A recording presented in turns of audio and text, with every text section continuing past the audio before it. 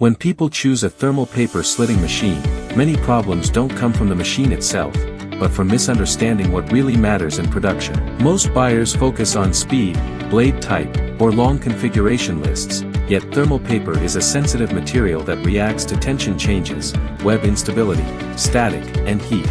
If the unwinding tension is not stable, if the web path is not properly designed, or if the machine lacks effective web guiding, even a perfectly positioned blade cannot deliver consistent width. We see this often on real production floors. The issue is not cutting accuracy, but paper behavior during running. A reliable thermal paper slitting machine should be designed to run stably hour after hour, not just reach a high speed on paper. At Jota Machinery, we design our equipment based on real operating conditions, real paper properties, and long-term production reliability, because in thermal paper converting, stability is what protects quality, efficiency, and profit.